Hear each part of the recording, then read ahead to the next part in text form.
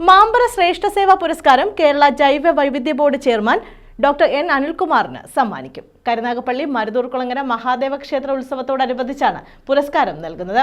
മൂന്നാം ഉത്സവ കമ്മിറ്റി ഭാരവാഹികൾ വാർത്താസമ്മേളനത്തിലാണ് ഇക്കാര്യം അറിയിച്ചത്.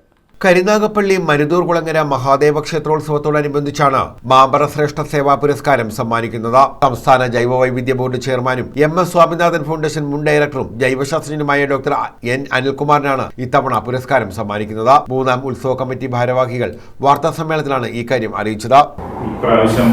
കരുനാഗപ്പള്ളിയിലെ വിവിധ മേഖലകളിൽ ഏറ്റവും പ്രശസ്തരായവർക്ക് കൊടുക്കണം എന്നുള്ളതിന്റെ അടിസ്ഥാനത്തിലാണ് ഡോക്ടർ അനിൽകുമാറിനെ തന്നെ തെരഞ്ഞെടുത്തത്. അതോടൊപ്പം തന്നെ ബഹുമാന്യനായ ശാസ്ത്ര കൗൺസിലിന്റെ സെക്രട്ടറി മെമ്പർ കൂടിയായ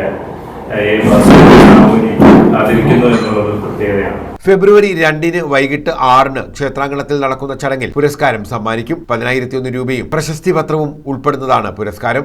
സംവിധായകൻ രാജസേനനാണ് പുരസ്കാരം സമ്മാനിക്കുന്നത്. സമ്മേളനം CR മഹേഷ് MLA ഉദ്ഘാടനം ചെയ്യും. സമ്മേളനത്തിൽ സംസ്ഥാന ശാസ്ത്ര സാങ്കേതിക പരിസ്ഥിതി കൗൺസിൽ സെക്രട്ടറി ഡോക്ടർ A സാബുവിന് പ്രത്യേക പുരസ്കാരം നൽകി ആദരിക്കും. 10,001 രൂപയും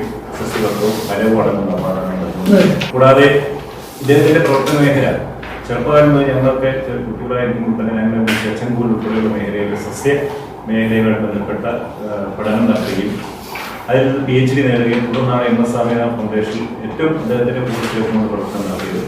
പിന്നീട് ഇപ്പോൾ നമ്മുടെ സംസ്ഥാന ഗവൺമെന്റ് അദ്ദേഹത്തിന്റെ ബഹുമാനപ്പെട്ട മുഖ്യമന്ത്രിയുടെ നേരിട്ടുള്ള നിയന്ത്രണത്തിലുള്ള പരിസ്ഥിതി വകുപ്പിൽ ജൈവ വൈവിധ്യ ബോർഡ് എന്ന് പറയുന്ന സ്ഥാപനത്തിന് കേരള സംസ്ഥാന ജൈവ വൈവിധ്യ ബോർഡിന്റെ ചെയർമാൻ സ്ഥാനത്തേക്ക് അദ്ദേഹത്തെ നിയോഗിക്കുകയും.